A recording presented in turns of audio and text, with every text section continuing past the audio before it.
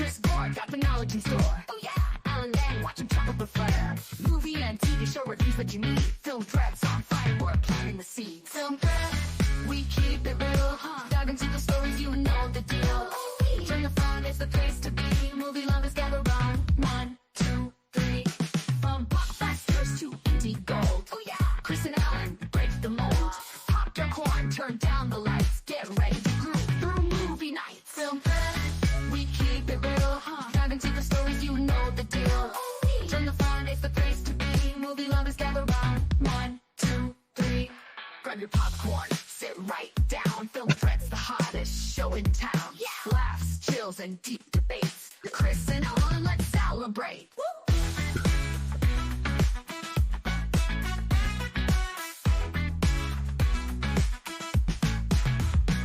Film thread.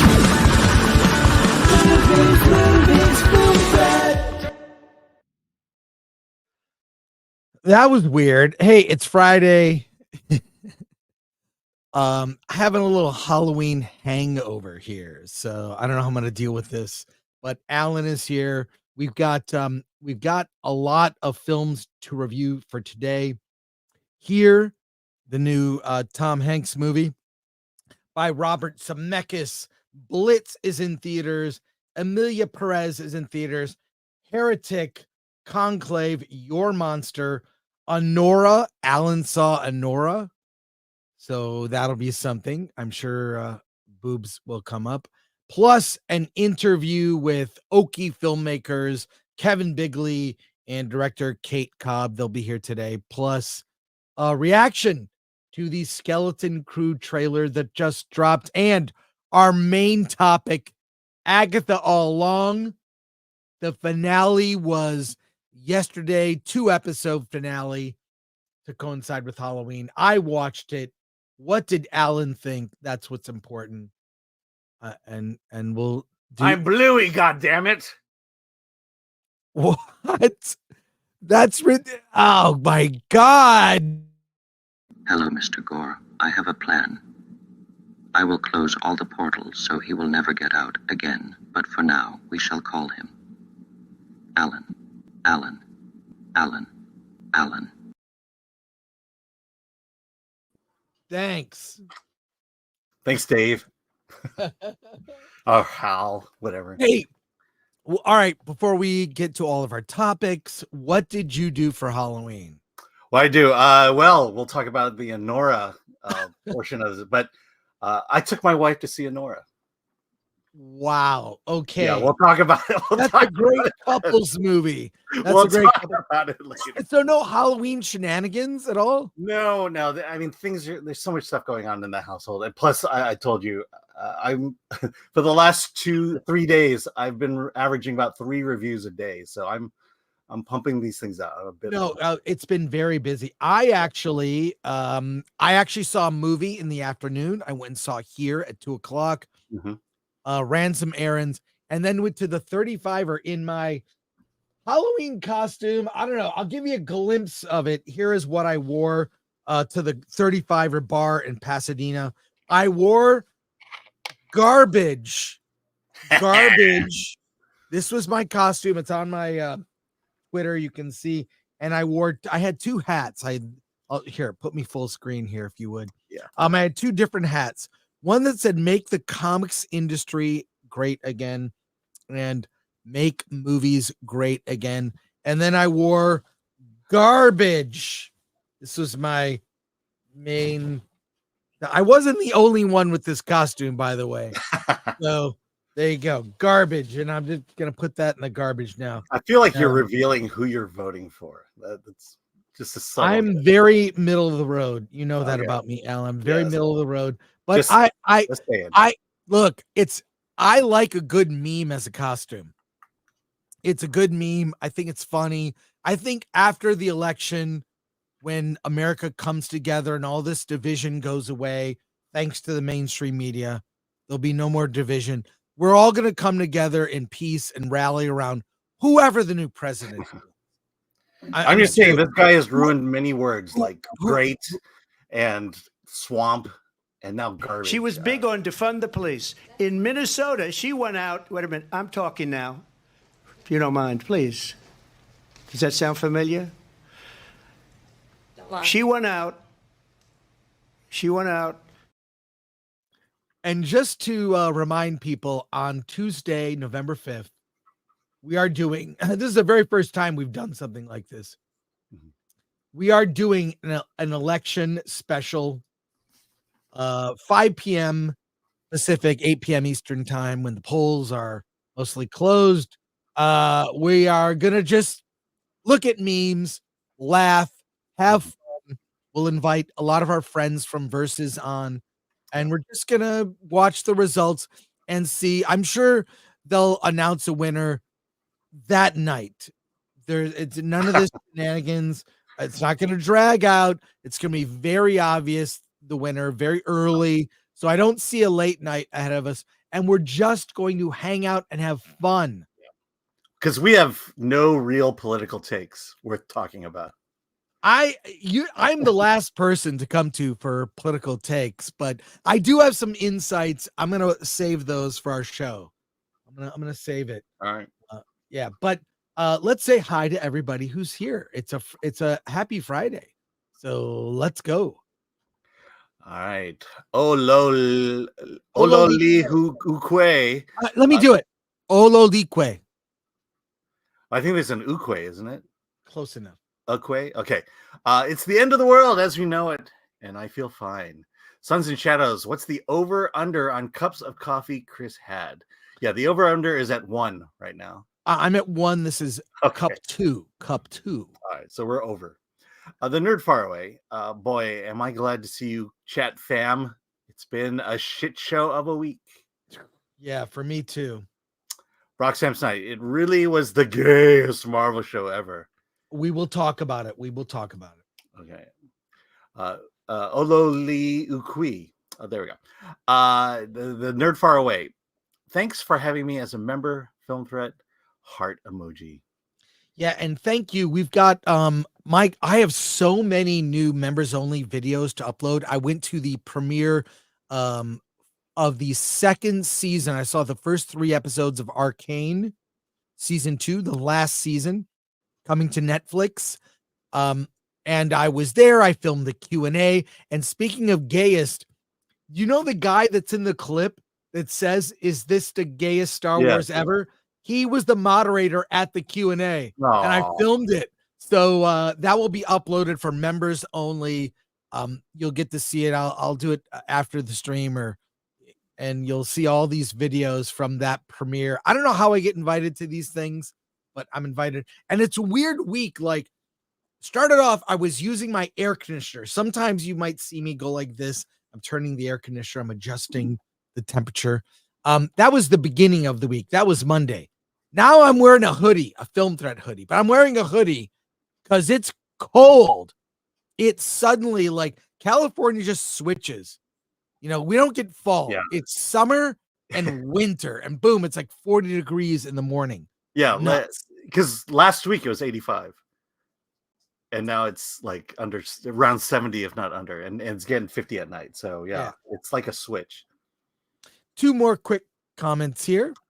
One Punch Man Tolkien fan, member for 11 months. Thank you for support. Did you celebrate the Dodgers win by blowing things up like that guy blew up his finger off? No, I did not. But I'll confess to you, I was in a screening and the Dodger game was on, and I had my phone like this with my AirPods in, and the movie was on the screen I didn't care about, and I was watching the game. I was in the very back. I did not disturb anyone. Very unprecedented for me, but I did that. So it was fun. I'll just say there's no Dodger World Series better than the 1988 Dodger World Series victory. So I really don't care about what happens after that. Yeah, there you go. And this is a reminder. Why don't we read this from Lord Thoth?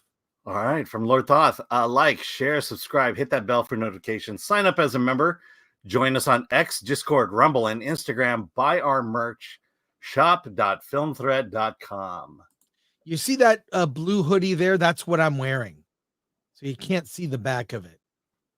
So very nice. There you go. And our election collection is gone after November 5th. So it's your last chance. I think the buttons are the coolest thing. You know, they're timeless in a sense. So yeah, pick that stuff up and support the channel. Yep. I like when you do that. Okay, something dropped just before the stream. And let's get to it. We're going to talk about where's the header for it? Here we go. It's right at the bottom. All right, there we go. Skeleton Crew is coming December 3rd. It'll premiere with, I believe, 2 episodes. It'll premiere with. It comes to Disney Plus, and we are going to react to the trailer. I have already seen it. You have not, Alan. Is that right? That is correct. So you're going to see. I have thoughts already. You may or may not like them, but let's react to this together. Let me cue it up. Let me cue it up for you. Yeah, and then make sure you select that tab. Yeah. I am going to do that. Okay, cool. All right. Anybody wants to see this? This is really the opening scene of the trailer. Ready? All right, Alan, here we go. 2 minutes. Hold on. Before you start, What? Before you start, where did they buy those chairs? Oh my God! No! No! Those are not Star Wars chairs. They're Swedish chairs. They're Swedish chairs from fucking IKEA. Oh my God! How late? This is. I'm okay. You haven't seen the yet. No, I haven't. This looks like a future Earth. This does not look like Star Wars. There's a character, one of the parents wears glasses. Where have you seen glasses in the Star Wars universe? People don't wear glasses. They have tech. They can fix your eyes. This is not George Lucas Star Wars. Okay. There are things I like and things I don't like. I don't like this is Earth cosplaying as Star Wars. We haven't gotten through the first frame. All right, let's watch it, and I'll rant on the back half. Okay, ready? Right. Okay, here we go. What are you in for? What are you in for? I found something buried in the woods. Dad. This is unacceptable. Do you understand?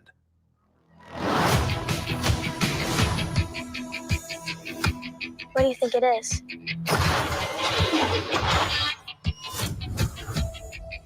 Don't touch anything.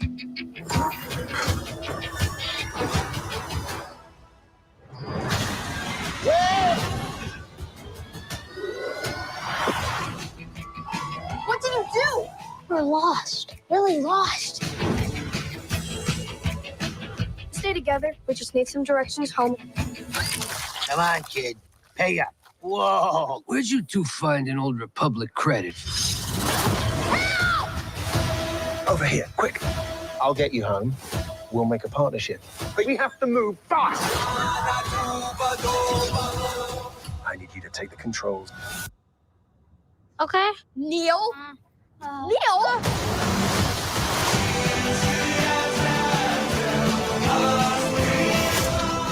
A crew of murderous pirates is coming. Something's wrong. They're not going to just turn up. We need to find them. We're not alone down here. Oh, be warned of booby traps. Pirates and mountains where none dare to go. If you hear this, don't give up. No matter what.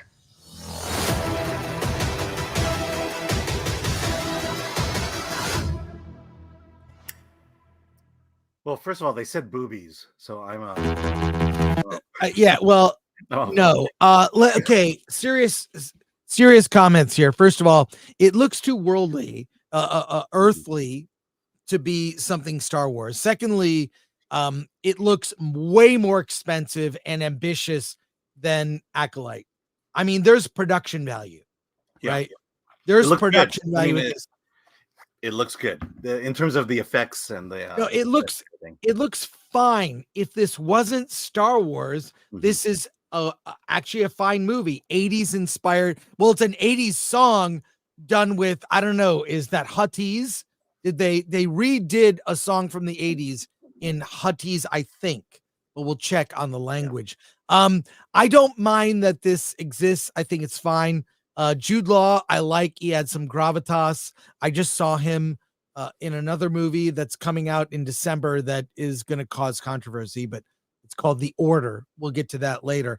But I don't have a problem with this. It looks fun. Looks like for kids. It looks it actually looks cinematic. And compared to the Acolyte, this is miles above. Now, do I care? I don't care. I don't care. It just is whatever. Like, it's just like the Ewok movies. Those came out, and those came out like after Return of the Jedi. And I remember thinking, all right, that was fine, but I don't care because Luke, Han, and Leia aren't in it. It's the story of a family in the Star Wars universe, but I don't like things that connect it to Earth, like the mixed race couple, very Disney couple. Right, mixed race parents of if it was mixed race in a Star Wars universe, it would be a Rhodian and a human or something, or a blue person and a human, or a Twi'lek and a guy. I think a Twi'lek. There might be a fetish for Twi'leks. I don't know. Don't quote me on that. But I honestly, looking at this, it looks fine. It looks fun. I'm gonna quibble about things like that chair we're staring at. You knew that would bug me. Yeah. What do you think, Alan? All right. Yeah.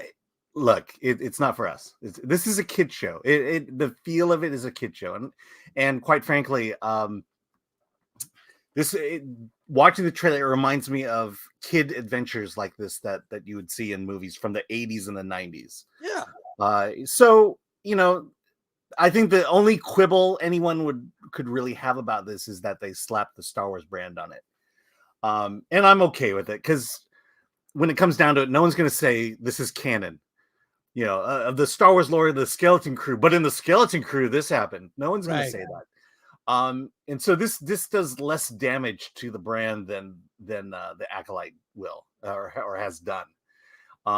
It looks, I guess it looks fun. I guess we're going to watch. I just really do get the sense that this is a kid's film, and I don't think we're going to be doing an episode by episode recap every week for this. Well, we didn't with Agatha. We're not. I don't see we have now gotten to the point where it's all about apathy here. It's all about apathy, and it's whatever. It exists. Fine. But even if they succeed, let's just say this is exceptional Star Wars, because it's a kid show and because it's a fairly mundane plot or inane plot.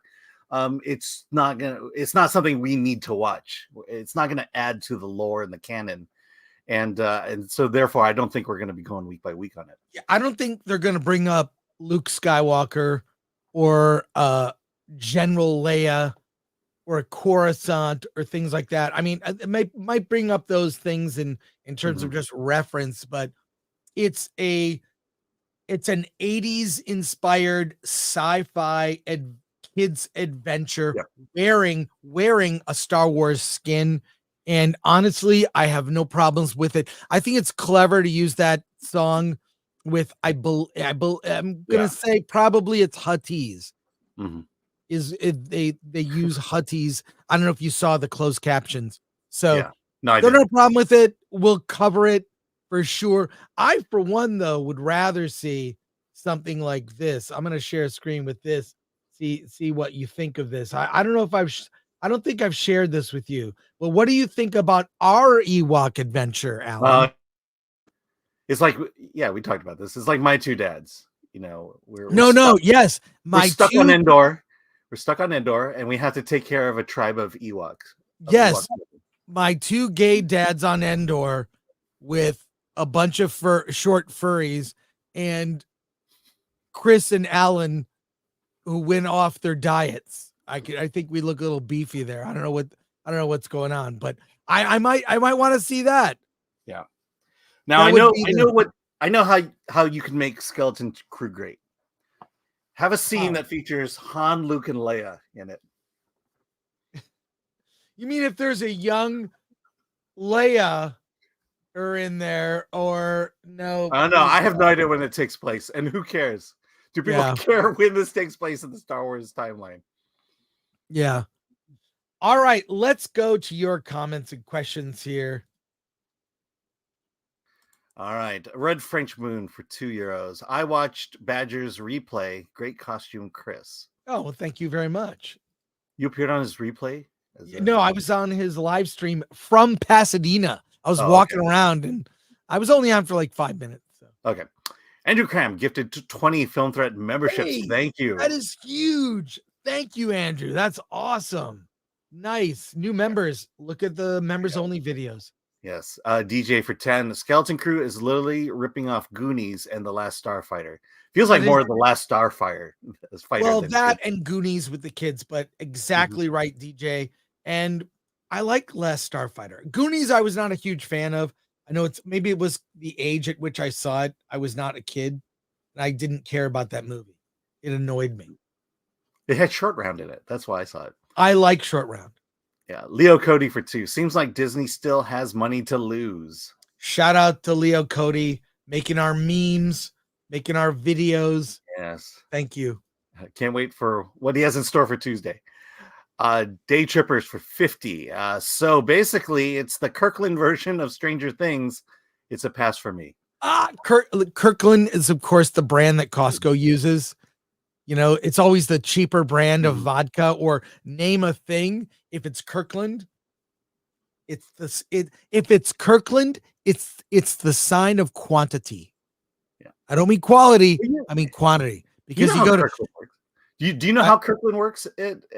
Basically, when they work with the suppliers that sell it, they take a name brand product and literally slap the Kirkland label on it. So you're getting the exact same thing.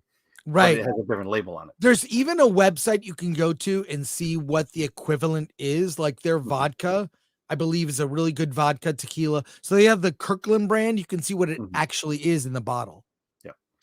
All right. From Nepaid, hey, for 2. Skeleton Crew looks more like Star Trek than Star Wars. Yes, because it feels like Earth. It's in an Earth universe. Even as a young girl with like a Geordie LaForge visor. You know, which would have been better than glasses on a parent.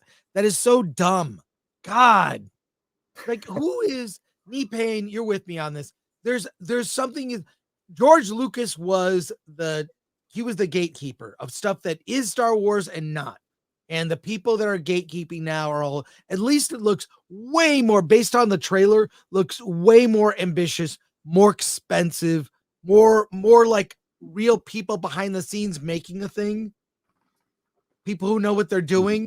They knew what the assignment was. Make a kid's Star Wars show. They understood the assignment and they did it. So again, I think we're gonna watch it and think, oh, that was fine. But it won't have an acolyte reaction. Yeah, I think though you're too hung up on this glasses things because it took place in a galaxy a long time ago. Meaning LASIK hadn't been invented yet. So therefore, they have to still wear glasses. Yeah, can anyone, knee pain would know, is there any instance of people wearing glasses in Star Wars? Like maybe like a thing like a monocle or like a future steampunk or like a visor or thing, but not actual horn rim glasses. Stupid. My gut tells me there maybe one somewhere, and I don't know. I feel like it's part of the rebellion. Oh, here we go. Oh, there you go. From Geek True 64, Wilford Brimley wore glasses in the Ewok movie. There you go, Chris. Well, there we go. All right, but I don't count that. I don't count that. I won't. You know what? I'm not going to count. I'm not going to count this show either. Yes, and that also proves that there was diabetes in Star Wars as well. True. From Lord Comet for 2, this is Sesame Street with a Star Wars label. Hi, Chris Gore. Hey, I don't know why he's not saying hi to me though. That's true. All right. John Manlang. Hey, John. I'd be more interested in the series if it didn't have the Star Wars tag. Yeah. It's just a different kind of adventure, but it is what it is. Thanks, John. All right. Tony Reyes, Space IKEA. That's right. And Space Swedish Meatballs. There we go. All right. It's time to pivot. It's time to pivot, folks, to wait. Breaking news. No, not yet. Not yet, folks. We have one last thing on this topic. You are not going to believe this. Atomic Lori found the chairs. These are the actual chairs from the show. Oh, no. There they are. Oh, Chairs. no. Maybe not IKEA. Honeycomb outdoor mid-back chairs being used in a Star Wars series. That's it. These chairs actually exist. Okay. And for those Here they nitpicking, they repainted it and replaced the wooden bottom. Yeah, so it is painted, but these are the actual that's exactly chairs. it. Oh my gosh. They're exactly it. When I tell you they're lazy, they're freaking lazy. Holy cow. Thank you, Lori. That's just when insane. you thought a joke couldn't be real. No, it's real. All right, time to pivot. We've got movies to review. So you know what we do? And they come up with things like what she just said. Let's get to our first review, Alan. All right. If you would bring up the poster. I don't know what order we should go in. Yeah, bring up the poster. If I knew what the first one was, I could bring The it Carpenter. We're gonna get to Agatha, folks, but let's do a couple of quick reviews here. All right.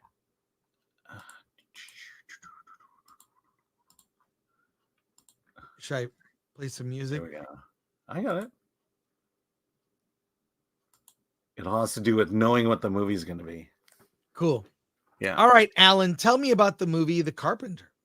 All right. The Carpenter is in theaters now. It's a faith-based movie. We'll get through this really quick, but you know, when you think that they've covered everything about faith-based movies in the time of Jesus, you're wrong, because this movie combines the story of Jesus and MMA fighting.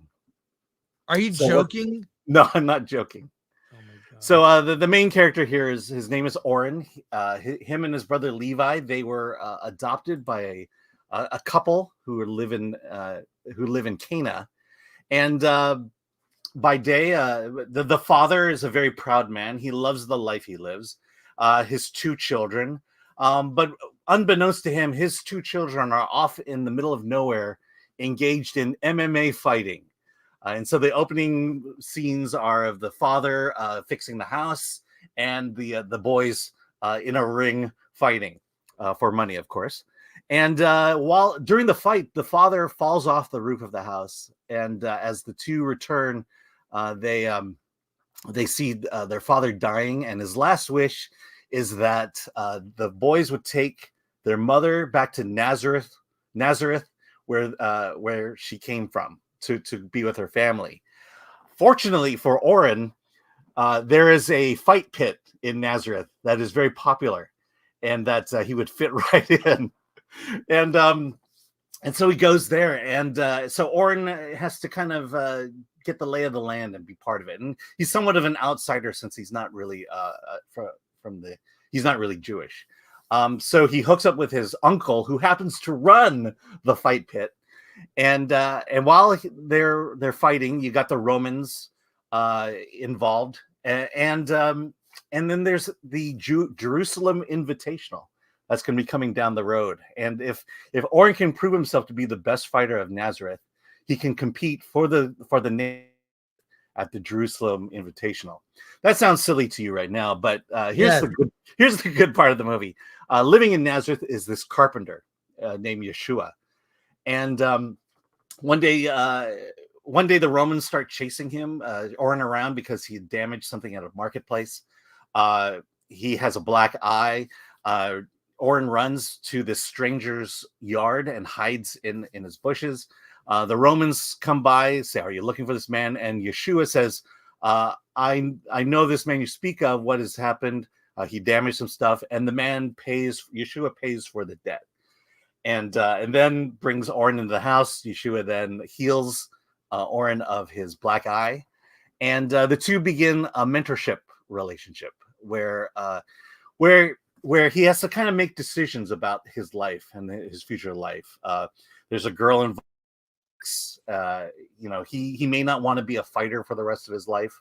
And Yeshua takes Orin in as his apprentice and teaches him the way of carpentry.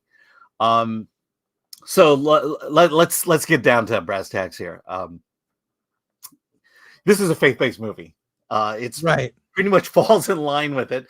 The stakes are fairly low. It's not like he owes a lot of money and has to fight to pay off his debt. No, it's about fighting. It's about learning strategy, things like that. Life lessons from the MMA ring. And at the same time, you have Yeshua, who let's be real, it's Jesus. And he teaches him wisdom of life. And honestly, these moments between him and Jesus are actually pretty good. He asks questions of, why does God allow evil in the world? Why is family so important? So this is one of those movies that I would say has a specific niche.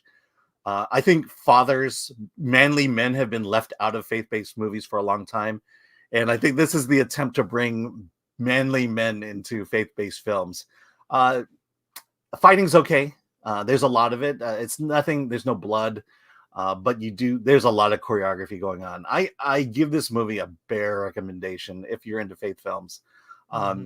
It's more interesting. I appreciate it, but let's be real. I've studied the Bible for decades, and I don't remember MMA ever being a part of it. Also should say that this takes place 2 years before the ministry of Jesus begins. And so that's kind of the setting of this all. So bare recommendation. Yeah, I think it's very unique to combine like the what would be a MMA movie, and there are MMA films with faith-based. So that's kind of crazy. But yeah. All right. I probably based on I'm just to say that the body hits the floor. That's played in one of the fight scenes. Well, based on your bare recommendation, I'll probably pass on it. But I'm glad a film like this exists. Okay, let's go to comments here. All right, Lord Comet for 2. Hi. Okay, hi, Alan. Just call me Gary if you wish. All right, Gary for 2. Umazer, MMA Jesus? Yeah, no, unfortunately he doesn't fight. Thomas Pickett for 5. Jesus, before I die for people's sin, I need to kick some ass. William for 5. Jesus, you will catch the Holy Spirit and these hands. Ololi, if you can dodge a hammer, you can dodge a fist. And I do have to do a shout out to Tertiary Adjunct who found those chairs for us. Oh, wow. That's crazy. Thank you, Tertiary Adjunct. All right, next review. Let's talk about a film that you and I both seen here. Get that set up, Alan. Backward. Okay. Okay. All right. Here is the very ambitious film from Robert Zemeckis. Of course, brought us such classics as Back to the Future series and Polar Express, which I did not like. Here is incredibly ambitious for its concept. The concept is it takes a location on Earth and shows you everything that happened in that location, starting with the dinosaurs and then the Ice Age. Let me just clarify. It's as if he took a camera, placed it in one spot, and that camera never moved. Exactly. That's what it does. And it's very clever. So it goes through, it mostly focuses on one family, which is the family that Tom Hanks's The character Younger family. is a part of, the Young family. Tom Hanks plays Richard Young, Robin Wright plays Margaret Young, but and Paul Bettany is Al Young, uh, Richard's father. But it also takes you through other stories in time. The Indians, colonial times, when the house was first built, sort of a almost Victorian era family, into the 20s, a guy who invents the Relax-A-Boy chair. He and his wife that does burlesque and nude photography, which I thought was very entertaining. I laughed at that. That was fun. It's it what's kind of weird about it is I kind of liked it, but based on the trailer, I expected to really get emotionally involved, and I felt like it moved around so much that it was like seeing a bunch of short films intercut. So the continuity goes back and forth between all the stories, and what will happen is it's very, very clever. The concept is a 10 out of 10. The story is a 5 out of 10. Okay. Because the concept is you'll see a little square. One square will be in a different time period than the one we're watching, and it will fade to that square. There was so much time and effort spent on making these things blend. It's so clever, but the cleverness is kind of, overshadows the stories, which are the story of a family, and Richard and Margaret Young. You see them as kids, they conceive a child on the couch. She's pregnant. They have to get married and move into this house with their family to be able to afford to survive. You see the other stories play out in different eras, but they're all intercut. People who have resided in this home, and it's very, very clever, but not anything really super. I mean, there's some light social commentary, like the Indians and the colonial times. You'll see their slaves building things, but it doesn't hit you over the head. So I don't know. But the other thing that also really bothered me, the fact that the story is kind of, we've seen it, been there, done that, and it was all very predictable, was the fact that like Tom Hanks's face is grafted on to young people's bodies. Same with Robin Wright. So you're looking at it, it's like this, gangly teenage kid with like a Tom Hanks AI face. I'll say Leo Cody probably worked on this. He did a good job. But that was a little distracting. So there were the ages, the time periods, the bouncing back and forth. There are threads that all pay off, which I thought was great. Like that worked, but ultimately the story a 5, the concept a 10.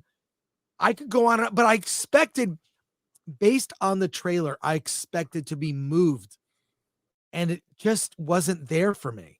I expected to be really, really, it just didn't work overall, but ambitious, very ambitious. Alan, what did you think of here?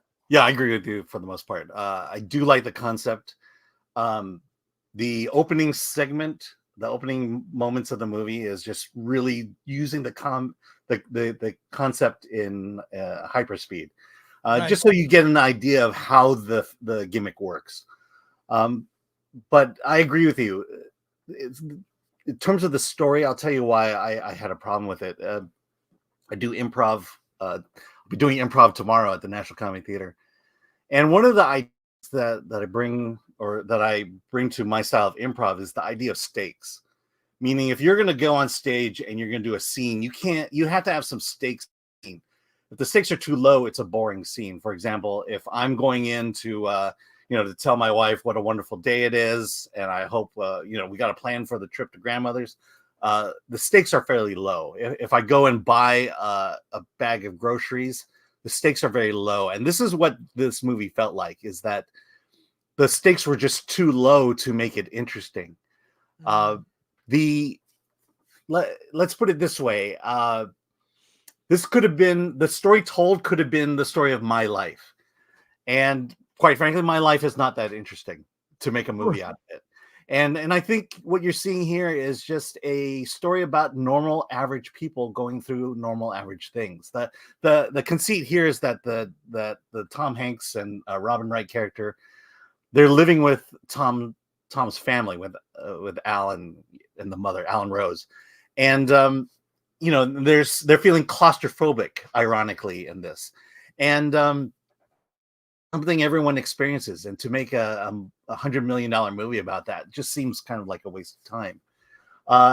The other thing is that, again, mundane story. There is a bit of virtue signaling, which I found kind of interesting, because at one point there's a black family that lives in the house, and these side stories that happen outside of the Young family, they're more asides. They sometimes hit the theme of what they're portraying in the Young story, but they're inconsequential to the overall story. And when it came to the black family, the Harrises, they're not on that screen very much, and so there's a moment where you forget that there is even a story about a black family. But what you do remember is, in one scene, the father is sitting down with his son, telling him exactly how to handle a police pullover so you don't get shot. Yeah, they had to include that. So well, let me just finish the point. Is that this is what we call stereotypes, because when you have a black family in your movie, you have to have a scene about the police and police violence and things like that. And you don't see that with all the other couples. For some reason, because you finally added a black family, a minority family in the movie, you've got to show minority oppression. And because you don't deal with that family much, it comes off as virtue signaling. And it really stands out, which is why I remember that scene very vividly. Yeah, there are a few moments like that, like with the Indian artifacts in their backyard, and that those students that come over, and they really do force it. So we have to only show this frame. It never moves. Right. It never moves. That they set up that rule, and it's kind of like a found footage movie where they have to preserve the effort that goes to preserving the concept of a found footage movie sometimes overshadows the story, and that's what happened here. The concept, forcing this concept so strongly that you see it affects. I did like the change in technology. I like the couple with the Relax-A-Boy chair. That was funny. And she poses naked for him, which I thought was great, very tasteful. Here's one other thing. I mentioned it last week when I reviewed the Alfred Hitchcock documentary. But in film, you've got to somehow connect with the character, connect with the family, the story. And when your camera is not moving, you're literally the fly on the wall. And when you're the fly on the wall, you're just observing. You're watching a fish tank, a fish bowl, and you're not really interacting with the fish in the tank. And here I felt the same way. I'm not really interacting with that. I'm just watching what's going on. And if you watch the Alfred Hitchcock documentary, you see how he uses camera, how he uses camera movement, camera placement to get you to to put yourselves in the shoes of the characters you're watching, and that's impossible with this gimmick that we have here. So I give it a bare recommend, but the concept is deserves credit. I think it's worth seeing once. Absolutely. Yeah. Just to see it. I give it a bare recommendation too. Yeah. See here once. Mm-hmm. Let's go to your comments. All right. Suns and Shadows, remember, for 15 months. Wherever you go, there you are. And Suns and Shadows also says, man, what happened to Zemeckis? He used to be a director on the cusp of superstardom. I think this is the attempt at doing something different, which is something I appreciate with Robert Zemeckis. Drake Chimbershaft for 5. It's weird watching you guys while I'm playing Weasels Rip My Flesh Riz in the background. Caveat ties, the sequel soon, coming soon, there. Ololi Ukui, not enough emotional engagement to make the commentary and cleverness actually effective. Correct. Yeah. Phone Punk, sounds like Land Acknowledgement, the movie. That's kind of what this is. It's Land Acknowledgement, the There movie. It really is like that. It's again, I think the concept is really amazing, and the way they pull it off. But you can tell they spent so much money to tell ultimately what is a mundane story. Yeah. Let's go. I do like the appearance of Benjamin Franklin in the movie, though. We have so many reviews to get through, and Agatha, that please, the comments today will be limited. Okay. So we have a lot. So let's talk about movies you and I have both seen. How about Heretic? From Here to Heretic. Okay. I know how the alphabet works. Great. Alan, I'm so happy you saw this. Yeah. Heretic is written and directed by the two writers who actually did A Quiet Place. It's Scott Beck and Brian Woods. They wrote A Quiet Place. They've directed films before, and they did a movie about a haunted maze, which I thought was very good. And they directed Heretic, starring Hugh Grant. Tell me the story of Heretic. Yeah, Heretic stars Sophie Thatcher and Chloe East as two Mormon missionaries in, I forget where it is. I think it's in New England. Sister Barnes and Sister Paxton. On this day, they are going out on their normal missionary tour. And the last house that they're visiting is of Mr. Reed. Mr. Reed is an older man played by Hugh Grant. And it's raining. And so they show up at the doorstep. They do their Mormon spiel. And Mr. Reed is very interested in what they have to say. But they can't go in unless there's a woman in the room with them for their safety. Right. And but fortunately, Mr. Reed's wife is in there cooking blueberry pie. And so they agree to go in, and they begin to talk the Mormon religion. And at one point, Mr. Reed becomes very engaged in the conversation and talks about the history of Mormonism, aspects of Mormonism. And at the same time, the girls are just kind of nervous because Mrs. Reed has not yet showed up, even though they smell some wonderful blueberry pie in the back there. And what winds up happening is it becomes much more sinister. Mr. Reed has locked them in. The walls and the roof of the house are lined with metal, so their phones don't work. And there is no Mrs. Reed. And in fact, the door is locked. They can't get out. And in fact, the blueberry pie that they smell is a candle. Which by the way, A24 are selling the candles. Yeah, for blueberry. Well, when I'm done, I gotta tell you my experience with this because I did the multi-sensory screening of this. Oh, neat. Okay. But so what happens is that now the girls are stuck, and this becomes kind of an escape room thing, except for the fact that Mr. Reed is very knowledgeable in the world's religions, and is going to take this opportunity to kind of break down and dispel their belief in their religion, in this case, Mormonism. And he takes them through room after room where a puzzle and a conundrum is made about faith and about belief. And this movie just kind of, it balances this kind of intellectual discussion of religion with escape room torture horror. And I'll say this, Hugh Grant does a really good job in here, but it's his co-stars Sophie Thatcher and Chloe East who are the stars of this. They give a great performance in terms of building tension, built the feeling of danger, the knowledge, the figuring out what the next step needs to be, and being able to take that next step in pure faith. I found this a very fascinating film, and I'm glad I saw it. I wasn't planning on seeing it, but they offered me a multi-sensory experience, which I couldn't pass up. And I'll tell you this: the multi-sensory experience was when the candle of blueberry pie is lit. They served us pie, in the theater. So I had a nice plate of blueberry pie. that was this multi-sensory experience. And so, real quick, a couple more things on the story, but there is an amazing conversation about the evolution of the game Monopoly. Yeah. And where it came from.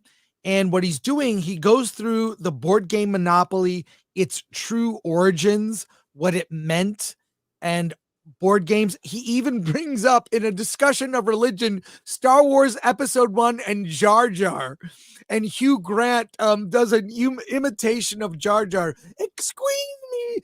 It's so funny. And then he's comparing, he uses the board games and then talks about how religions, and uses that analogy to talk about how religions have all copied each other throughout the iterations. They're all iterations of religion are all kind of copies of one another. And he uses the board game as kind of that analogy. And it ends, this is from the trailer. It ends with basically there are two doors: belief, disbelief.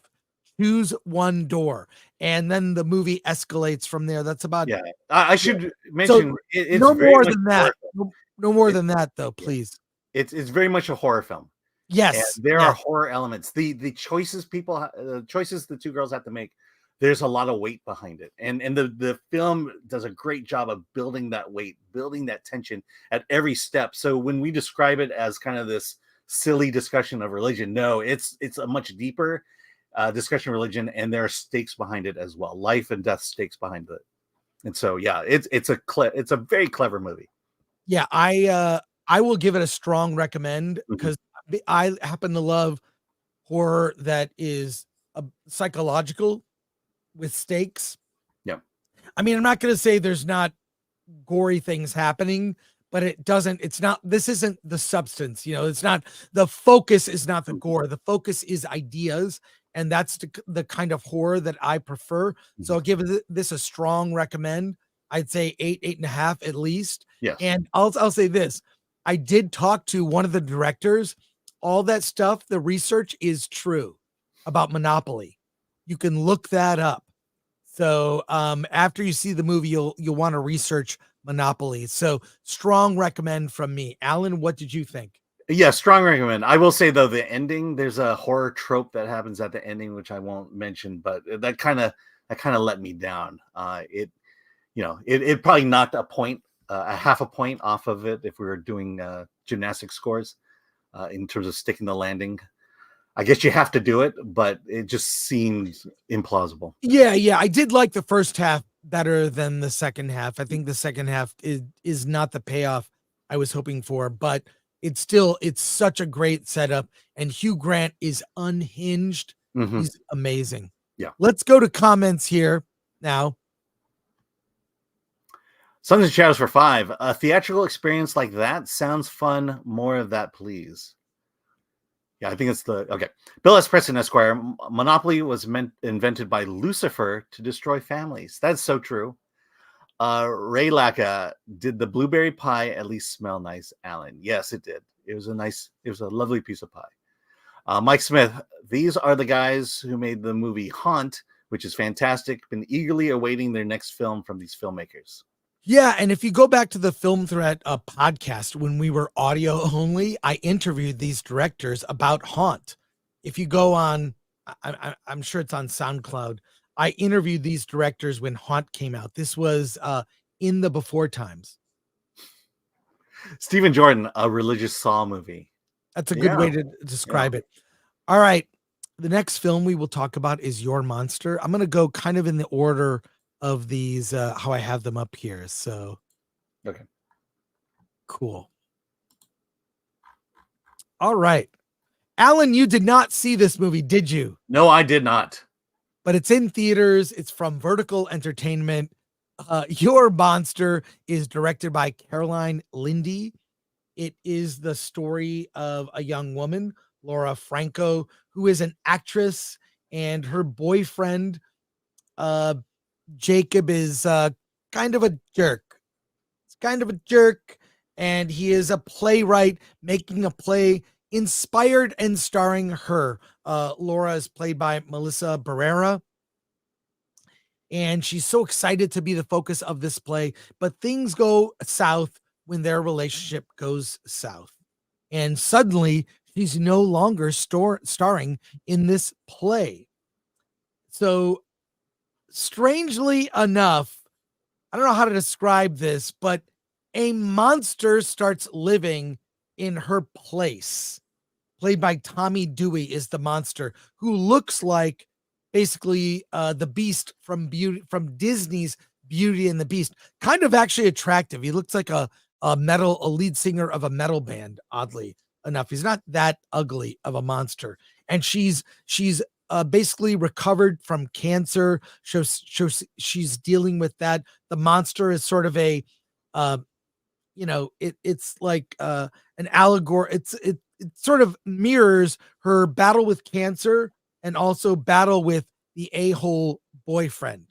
So this is kind of a low budget anti-romantic comedy retelling of Beauty and the Beast. And I gotta say, with all those elements, oddly, it's boring. It's kind of boring. I mean, the budget was showing.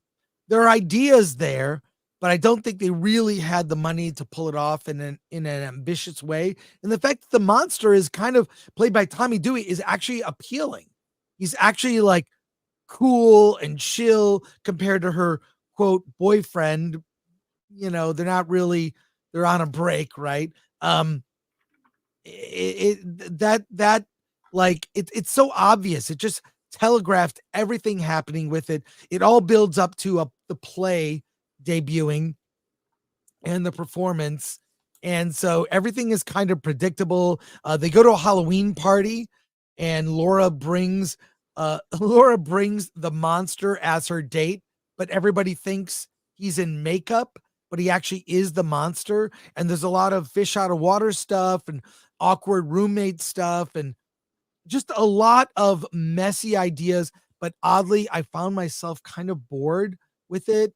So I didn't have a lot of expectations, but it's an hour and 42 minutes and felt long. So give it I can't give it a recommend. It's probably a 5 or a 6, but I can't recommend it. It's like a streaming movie only. It's not a horror film. It's very much focused on the lead character Laura and dealing with all the monsters in her life, some real, others things like cancer and an awful ex-boyfriend. So make of that what you will. It's a pass for me on your monster. Sounds like the better alternative is A Different Man. Yes, that's the better version of that story. Let's go to your comments. All right. From Carlos Alfredo Lopez. So not so Teen Wolf. Exactly. Benjamin, is this the caveman from Geico? That's basically what he looks like, the caveman from Geico. Funny, Benjamin. Yeah. And then Sons and Shadows, the movie is a woof. There you are. Let's pivot to our next film for review. How about we go with Conclave? You saw that, right? Yes, I did. Oops. And then we'll do Agatha. After Conclave, we're doing Agatha. Oh. And I want to get Alan's review of Anora. I'm excited for that. So, okay, Alan. Tell me. Yeah, you better explain this one because I'm this one's not an easy one to explain. It's maybe the simplest to explain. All right. Well, Conclave is about Cardinal Lawrence, whose job now is to facilitate the election of a new pope. Cardinal Lawrence is played by Ray Fiennes in the film. And there's also this is a powerhouse cast. John Lithgow, Stanley Tucci, Isabella Rossellini. Amazing cast of actors, all cardinals and various levels of religious station. And they're voting for a new pope. The film, this is from Edward Berger, who directed the film All Quiet on the Western Front. It is a tension-filled thriller. And I'll say, while it has the religious background, you don't need to be religious or even care about religion to get into this story. It's really almost like a mafia film. All these different families and factions vying to be voted the new pope. And you see the fetishizing of, I know a little bit of this, even though I'm not Catholic. Like, I know that, like, the smoke coming from, the tower, that's when you hear the new pope has been elected. But they go through this process. People are vying. You see different alliances formed and broken, secrets revealed. John Lithgow character may have a dark past. Stanley Tucci and Isabella Rossellini is really great as a nun. Ray Fiennes is fantastic. So I was really standoffish to see this film. I was like, Alan, he covers any movie that's religious. That's his territory. I'll handle horror. But this is it's a thriller is what this is. And I really got into it. It was amazing. Stanley Tucci is great. John Lithgow, fantastic. And the sort of ritual of voting for Pope, I've never seen that ever portrayed. I did interview Edward Berger. It's on our interviews channel. And a lot of that is based on kind of what but the way they filmed it, it's chef's kiss, amazing cinematography. So this is, I feel like maybe in the marketing they need to better explain it's more of a thriller, and again feels like almost a mafia crime family without the violence. But I really loved Conclave. What did you think, Alan? Yeah, you liked it better than I did. I think the best way for me to start is just saying I'm not Catholic, and I'm very ignorant in the ways of Catholicism. And I think that played into me getting into this film, because a lot of stuff going on, a lot of politics going on that I don't understand or I'm not aware of. And so, I get it. I have a very outsider's view of Catholicism. And I just didn't feel myself feeling the tension that was trying to be built here. A lot of this had to do with, you're playing a game of voting where, the goal is to get consensus. And that's what this movie kind of is. And, there's a bit of underhandedness and treachery going on. And at points it was like, okay, whatever. So I get it. I get the thriller aspect of it. It's just, I think if I knew more about the Catholic Church and about the politics of the Catholic Church, I'd probably be more into it than I was. My problem, though, really is the ending. And yeah, I can't say, yeah, I can't say anything about the ending, but it was one of those moments of where I just thought to myself, of course. But I'll say this, the ending will be controversial. Yeah, absolutely. I want to mention what I would liken it to, but I can't because it would give away the ending. Yeah, I know. I'm like, it's like, first of all, I may not know much about the Catholic Church or Catholicism, but I knew the ending halfway through. I knew how this was going to end, and then to have the ending capper to it was just like, okay, well, there you go. There's your movie. And so, I'm just not a fan of this movie. I would never see this movie again. I no authority to tell Catholics that you should see this because you'll learn something. And I can tell you, people who don't know anything about the Catholic Church, I would say avoid it, because you're just going to feel lost at times, or just feel that this is just an iteration of one of these political games of voting and see who comes out on top. But I like political thrillers. I agree with you about the ending. It was sort of a whoa, kind of, they're going there. That's crazy. But I love political thrillers. We don't get enough of that genre these days. I was a little standoffish that it had a religious backdrop, but it worked for me. I'll just say it worked for me. So I recommend it. What about you, Alan? I don't recommend it. No. All right. Look, great performances. Love Ray Fiennes, and he's great in it. But the story, it's hard for me to recommend it based on the story. Let's go to your comments here. All right, from Indac Channel. Conclave is murder on the Vatican Express with a strange ending. Good description. KG Jung, Vatican Thunderdome. Yeah, that's what it is. Fletcher Williams, I Suck at Games channel, filled with blasphemous content. No Catholic should see this. See, I don't even know that. Yeah, I think Catholics will hate it. Okay, yeah. Witching Room or Witching Room. Let me guess, a female pope. No, it doesn't go that far. Patrick Lemire, did a bunch of cardinal boxes come in at 2 a.m.? Yes, that happened. All right, let's do, before we get to Agatha, one last quick review. Okay. Here, why don't we do that? Okay. Only because I'm dying. Okay. I'll take this then. Yeah, I saw Anora last night, and I think my review is more about the experience I had watching Anora than about the movie itself. Thursday night is the night I go out and see movies that are in theaters.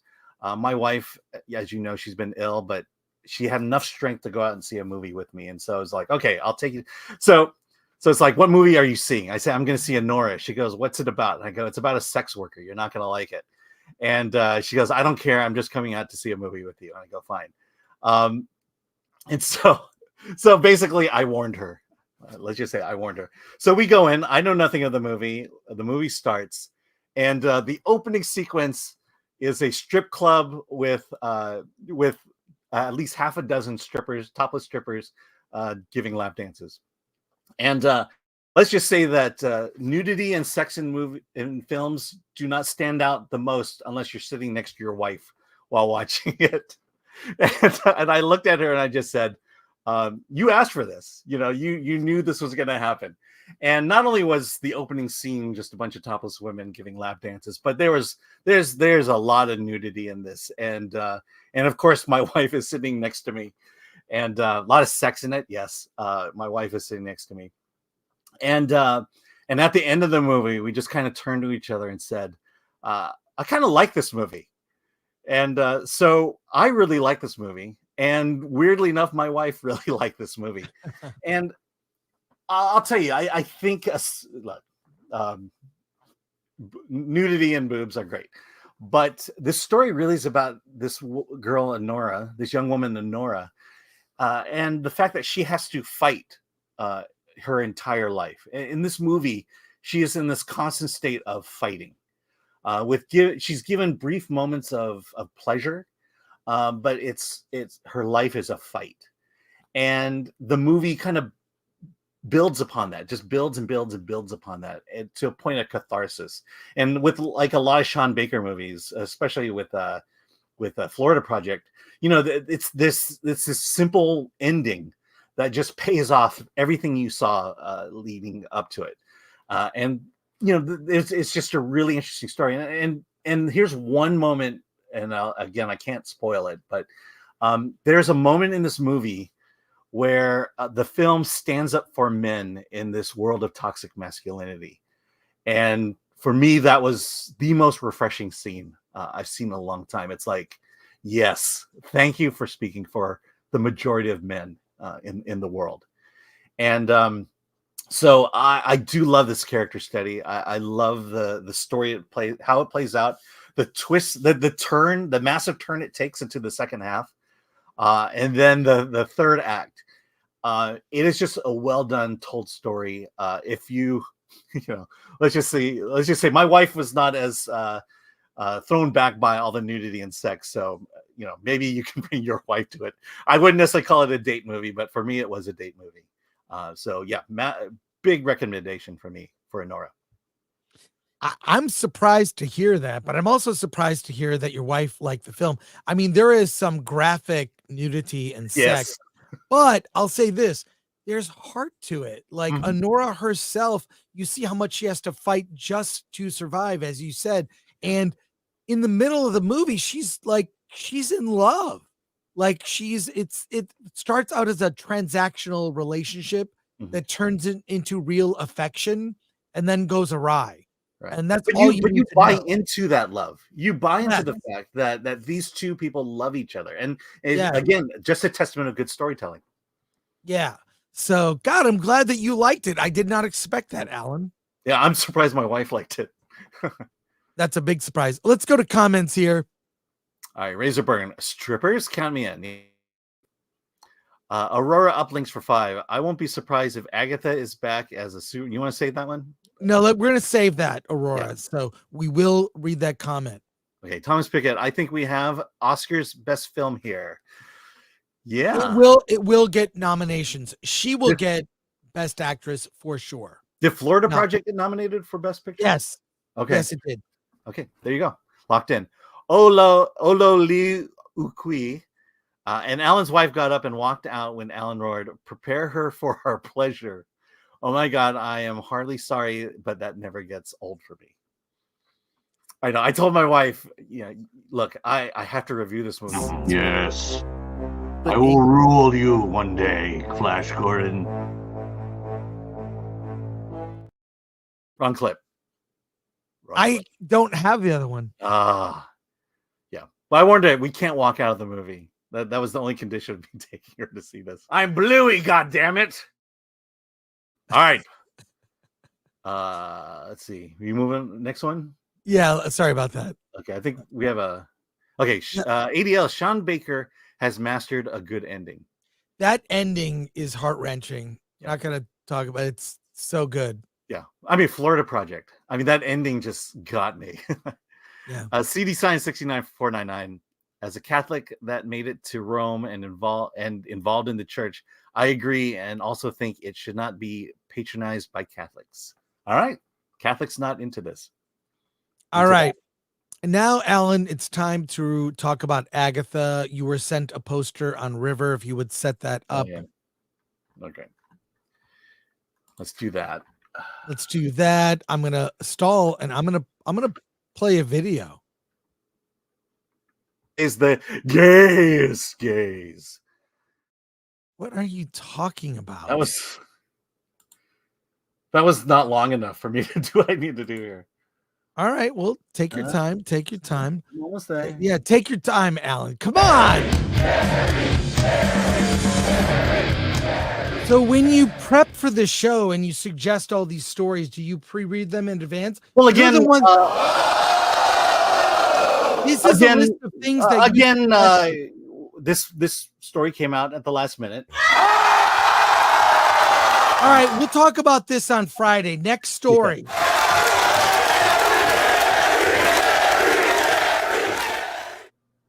Are you answering an email?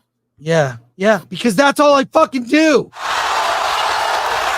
Yes, but I believe that email has been resolved. I believe it has. I believe it has been resolved and should not be affecting the show right now. I also know how hard Alan works.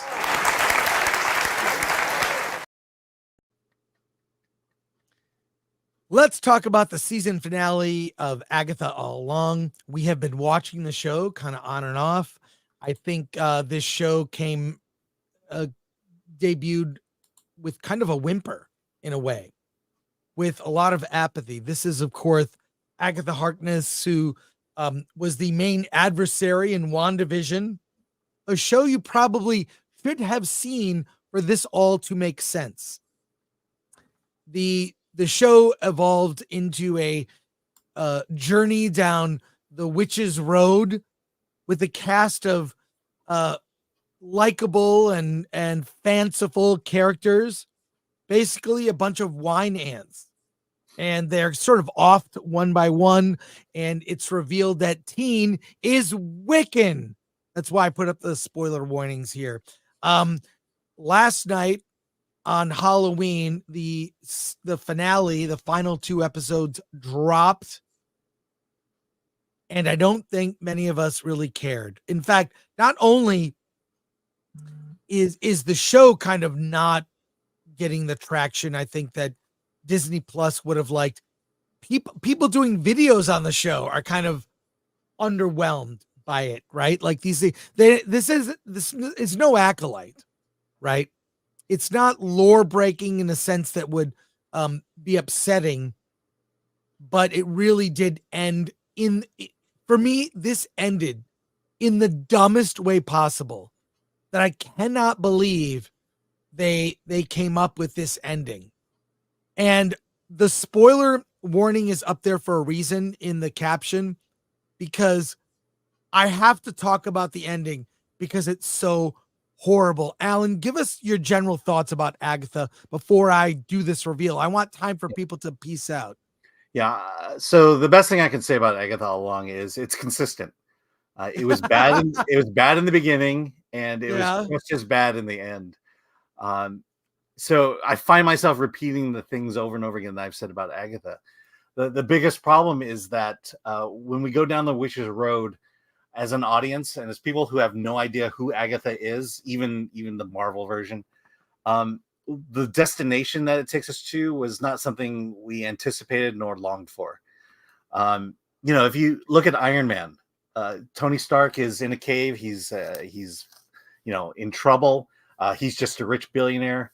But at some point, he's going to build a suit and become Iron Man. Right. That's what this lacks. Is we don't know where we're headed to. Go down the witch's road. Why? Why should we? All these weird things happen. Well, how does that relate to this? How does that relate to that? It just felt like it's a story of a showrunner who has been given the privilege of writing a Marvel television show, and just to tell whatever, this leads to this, and this leads to that, this leads to this, and this is my story, and I told it, and everybody better love it. And the worst part is, in the writer's room, people are just encouraging this. Oh, Agatha will do this. Yes. Then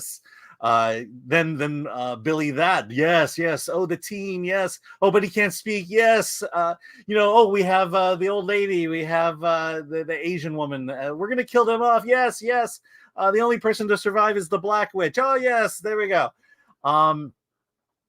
The story is so inconsequential, and it doesn't capture your attention in the beginning, and it certainly doesn't capture your attention in the end.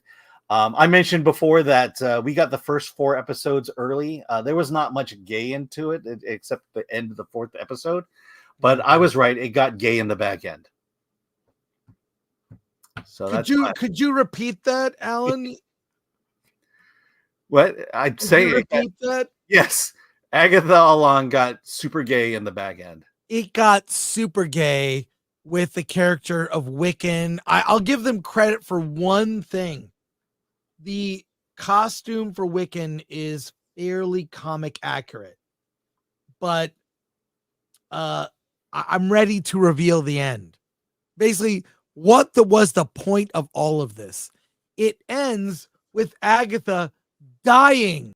And I want to say, the thumbnail for this episode of our live stream says "Ding Dong, the witch is dead." The thumbnail was created before I had seen the show.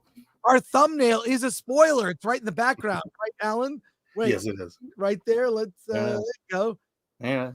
Okay, that thumbnail was created before Alan and I had seen the show and found out what happened. So it ends with Agatha dead, but is she dead? She's a ethereal spirit now who's even snarkier than when she was alive. I don't care. I think it was dumb. And this is all a setup for Young Avengers. And somehow it said something about how Wiccan will return. So this is an Agatha. They're going to put whatever the next Avengers movie is or Secret Wars, every character that's ever been in a Marvel TV show or movie will show up and have their moment. It's going to be a mess. This is all leading to a mess. I don't want to have seen everything Marvel to be able to enjoy the latest Marvel movie. I am of the opinion, I don't think this is radical. The movies should exist in their own universe. And things that happen in the movies, the Marvel films, could affect the television shows. Back when Agents of S.H.I.E.L.D. was on, Captain America Winter Soldier came out and dramatically affected things that happened in the TV show. but it should never go the other direction. The Marvel films can happen and affect the TV or the Disney Plus shows, but it should never go the other way. The TV shows should not affect what happens in the movies. This is where Marvel has gone off the rails. This is what they have to fix. It's going to take a couple of years. Agatha will be a blip. We won't be talking about it next week. Well, maybe we'll talk about it Monday on Versus. But I was underwhelmed. I didn't hate it. I was just underwhelmed. And there were so many moments. I had to fight to stay awake watching the finale. There are so many moments where they're like big dramatic things are happening and everyone's just talking. You know who's doing the heavy lifting on the drama? The music. The music was telling you how to feel in every moment of the film, and Agatha's demise and resurrection, and it was just like I was like everything. I say show don't tell. This whole thing was about the dialogue. Yeah, at least last episode. It's very chatty. It's a chatty movie. It's a chatty TV show series. Yeah, it's just so chatty. Like if you watched it with the sound off, you would not know what was happening. Yeah. No, because I mean, that's just it. Like there were certain puzzles that had to be solved. Oh, I've got a potion. Let me tell you how this potion works. They have to explain everything. The other thing is, the show got greenlit for the wrong reasons. Yes. You watch WandaVision, you love Catherine Hahn, you like Agatha, the song. But the thing is that those elements, let's greenlight an Agatha show. But we still have zero context as to who Agatha is. We know nothing of her history, and we know nothing of what her need is going forward. And this is all just forced into the show where it's like this is the ultimate in disengaged audiences, meaning you're sitting back watching the show, and you just have to sit back and let the action envelop you. And you just watch things going on, meaning you're not engaged with the story. You're not thinking about what's going to happen next. Why are we here? What are the needs? The characters are constantly changing in motivation throughout the film, especially Catherine Hahn's character, because at one point you think she's evil, you think she's conniving, and then she's sympathetic, and there's no flow to it. It just is conniving, evil, sympathetic, conniving. That's not how you develop a character, and that's not how you tell a story, because this is how you stay disengaged from your story and your characters. And this show is just a classic example of we don't care about the audience really caring about our show. And also it's based on characters. I mean, Agatha doesn't even look anything like she does in the comics at all, like zero. Wiccan, at least they made him, the costume was accurate. So, and I've only read one series that had Wiccan in it, and it was just, he was just there. So I have to believe that the audience of this show didn't even know who Wiccan was. And by the way, these newer characters like Wiccan, are just, they don't have the legacy or the of the characters that have been around so long, where they've got fans going back. I mean, oh my God, like what, Yeah. like 50 years? Yeah. More, Wiccan has to more at least than be that? 10 years old, maybe. So you don't have, I think, leaning into newer Marvel is not that popular. Newer Marvel and newer Marvel characters, whether it's Ms. Marvel, Wiccan, whatever, I'm sorry, they don't have this legacy of popularity that goes for, for decades. They just don't. They can't carry a full comic series themselves. That's why they just throw them all into Young Avengers. I'm going to guess they will do a Young Avengers series. That'll be Disney Plus. No, nowhere near as compelling enough for a movie. It just will not. Well, I want to believe that if you're right and that Marvel is making a change in direction, there won't be a Young Avengers series. I think there will for Disney Plus. I'll say it by this one thing. By the time they get around to a Marvel Avengers series, which is 2027, maybe 2028, the Young Avengers will be too old. You're right. You're right. Because I mean, right now, optimistically, I think 2028. That's 4 years from now, that you could have a young Avengers series or movie. They're just too old. Yeah, well, I'll end with this. If you watched the entire Agatha series, I'm sorry. I'm sorry. If you stuck with it, I feel for you. What can I say? I watched it. But if you didn't, you dodged a bullet. You dodged a bullet here, because the way it ended was just, it was almost laughable. Really. You're at the fine, you're supposed to feel something because Agatha dies, right?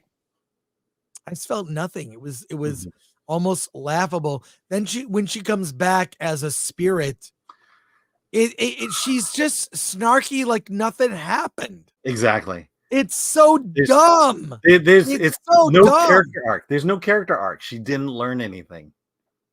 She was an a-hole before when she was alive. Yeah. Then she was an a-hole later. She's an a-hole ghost. Yeah. And I mean, it did start with that weird idea where it was kind of a procedural. Right. She was trapped in one of the TV loops of a procedural. And once it broke out of that, it was and went down the witch's road. It was like 3 different types of TV shows. Yeah. They didn't pick one. Well, here's the thing. In a movie or in any story you tell, when the whole plot is about getting the thing or finding the thing, right? The point is, the story is not about finding the thing. It's about the journey you took along the way to get to the thing. And when you finally got it, you've changed in a significant way. And here, if you're changing to be a spirit, that's not good enough. As a character, as a person, your character needs to have changed for the better, or in a significant way that got you to the end. And again, this is just a testament to bad storytelling or bland storytelling. One last spoiler before we go to comments. Aubrey Plaza is revealed as Lady Death, and that is also kind of laughable. It's not scary. It's just kind of laughable. So Lady Death, Wiccan, Agatha Harkness are all part of the MCU. Yay. Yay. All right. And just like the Acolyte, we will never talk about Agatha again. Until Monday. Let's go to your comments. All right. Aurora uplinks for 5. I won't be surprised if Agatha is a supernatural detective series for the rest of the season, and her black neighbor turns into her sidekick. That would make sense. Benjamin for 5. Breaking. A new Godzilla movie by Takashi Yamazaki has been greenlit and is happening. Hell yeah. I did hear that news. I actually, for members only, there's a Q&A with Takashi Yamazaki. Alan and I met him at the CCA Awards. So he did reveal during this Q&A that yes, he would like to do a sequel. Go to the members only videos. It's there. He said he would like to do a sequel. It would also be a period film, probably set in the 60s. And the monster he would like to do is King Ghidorah. So King Ghidorah in the 1960s. Obviously Godzilla would be in it. But my God, I hope he just brings in the same team. Yeah. And quite frankly, let's give the guy $15 million to do this. Yeah, at least 15. So thanks. A few more comments and we'll get to our special guest. All right. Brock Samsonite. This show basically only exists to shoehorn in Tommy and Billy so they can greenlight the Young Avengers snore. Darth Yeager, just hearing about this show is driving me to drink. Well, with a name like Yeager, I think you're already there. The Introspect M, Agatha was a really strange production. A few episodes had some elements that worked, but it's so terribly put together, it makes no sense, and everyone is unlikable. True. Bill S. It's a tale told by an idiot, full of sound and fury, signifying nothing. That happens. And Agatha all on. Well, there you go. All right, Alan. It's time for us. Hang on a sec. I have to reset here. Okay. Thank you. Thank you, sir. Okay, we do have some more film reviews to get through. But hang on. Just a moment. I'm doing Hal. You can do it. I believe in you. Yeah. Just calm your mind. Hey! But he would have been sitting in Moscow. Quiet, please. You look so pretty with that hair. I know. God, I love AI. AI is amazing. It's the future. Yes. Yes, I'm sure everyone agrees. All right. It's time to talk to our interview subject for today. Here we have the filmmakers behind the new indie movie that's coming out called Okie.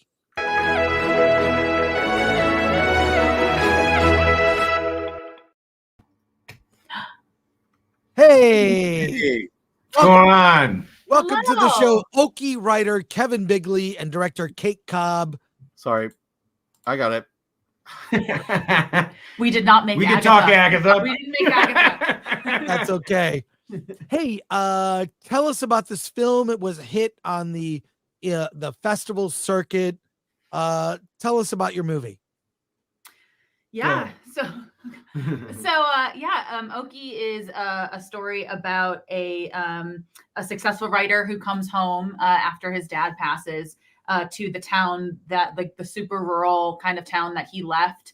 And he has made a career writing novels about this town and stealing the stories of the people from the town around him. And he has to come back and kind of reconcile with how the town feels about having their stories stolen and used for profit. And it feels tone-wise kind of like a tension-filled thriller in some ways. Is that accurate? At times. Yeah, I think we played with that. There's a lot of character stuff you get into of the potentially unreliable narrator. So the movie kind of changes or genre blends depending upon what movie the character kind of thinks he's in. So he's a pretty egotistical dude. It crosses into the thriller stuff, but it's also it starts out as ostensibly a hangout movie, like a Garden State kind of thing, where he's like, I'm returning home, and isn't everybody happy to see me? And then there's some jokes and stuff, but then it kind of starts to turn sour on him. Yeah, they say that he always says that he thinks he's in Garden State, and then all of a sudden he thinks he might be in Deliverance. Yeah, it slowly kind of goes the Deliverance route. Well, yeah, I mean, also the concept is really interesting from the standpoint of because writers are known to kind of take inspiration from real life. Interesting. Right? Right. Yeah, I mean, that happens a lot, but there's, what are the consequences of that? Mm-hmm. And that's what, hey, would you mind if we watch your trailer? Let's do Sure, it. let's go. The trailer's really good, and it'll give people a taste of the movie. So Good. I have it queued up here. Here we And go. don't copyright strike us. Yes, please don't. All right, here we go.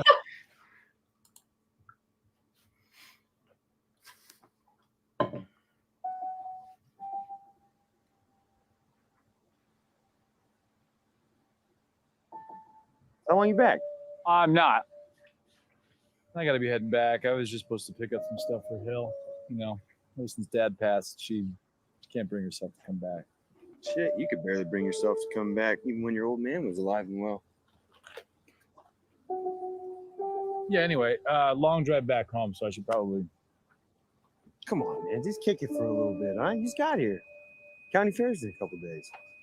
Yeah, I didn't plan on this being like an extended trip or anything, so I'll probably One night.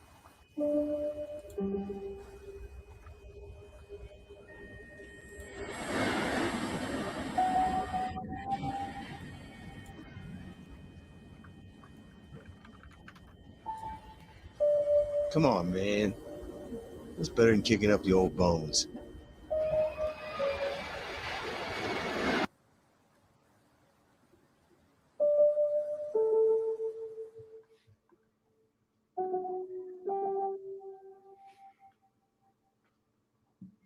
Ooh. So tell us what now you're on the festival circuit. What was the reaction at festivals? It was really really fun. positive. It's really fun to watch the movie after having dealt with it for this long. It's really fun to watch it with an audience because you can see that there are some things that people like easily laugh at and some things that they feel a little strange laughing at. But then once somebody gets going, everybody gets going. And it's such a joy. And also, you know, for us, the cool part about it is how much everyone kind of sees themselves reflected in the movie. Like they see their hometowns, no matter where they're from. We have people coming up to us afterwards that are from like suburban backgrounds or wealthy backgrounds or, you know, or rural backgrounds or whatever. And they're like, this is my this is my hometown. Like, this is how I feel about the people. And so that's kind of like the best compliment that we can get. Yeah. There's some people who will come up to us and be like, oh my God, like I hated Louis, like the main character. Like I just felt for all those people in that town. And then other people will come up and be like, I just wish I could burn that town to the ground. Completely 180, be like, oh wow, okay, yeah, that's one take. Yeah, definitely. We've got over 1,000 people watching live right now. We've got questions from our audience. Would you like to go to those questions? Let's go. Here we go. Okay. Well, this is kind of snarky. Lord Comet for $2 says, you should name your sequel Okie Dokie. I love it. That's not snarky at all. For $2, I'll do it. I'll do it. Somebody wrote on Letterboxd, I think, was like, I was watching the whole movie waiting for someone to say Okie Dokie. We're so sorry that never doesn't happen. But maybe that's great. Defy expectations. The Nerd Far Away says, hail Kevin and Kate. Do you think this is a good time for independents who don't want to take the Hollywood route? Oh, yes. Awesome, love hearing that from you. The Nerd Far Away. I think so. I think if you are willing to learn as much as you can and do as many jobs as you possibly can, then this is a great time to be an indie artist. I mean, you can make something for nothing. Last night we watched, our Halloween movie was Creep. And we watched a movie that was made on something similar, like an HVX, something similar, you know, that we've used before. And he made an entire movie. And it was compelling and amazing. And it got seen and it got recognized. And like, it's a great time. I think what we're finding too, you know, having worked in a lot of television, both of us, is that the whole system is based on mentorship and bringing up people through like show development and all that and writers' rooms. And God love them, you know, because we have a lot of writers, friends from like, you know, that are their whole careers have been based in writers' rooms, but they have an inability. There's like there's just an oversight in teaching them how to make things, especially on a shoestring budget. Because even like I do one of the cheapest shows on TV, Animal Control, at least per episode, that was $2.7 million. So the fact that that's what you have to work with for 30 pages is insane. So anybody who can be scrappy enough and figure out how to do that, that's just what that's what they're trying to stop you from doing. So yeah, go out and do it. And right now there's just a lot of like the streamers and everything. They're trying to find ways to save money. And anybody who can make things, there's a premium on. So that's what we're kind of finding, that there's a genuine, when you break through and make anything, like agents and distributors and streamers, like executives, they kind of look at you like, how did you guys do it? You know, that's when we get the question. Answer is YouTube. You can learn how to do anything on YouTube. So just go out and learn. Do it yourself. So I think now is the best time really in a long time. So are you the actor who wants to appear in movies and the only way to do it is to make your own movie?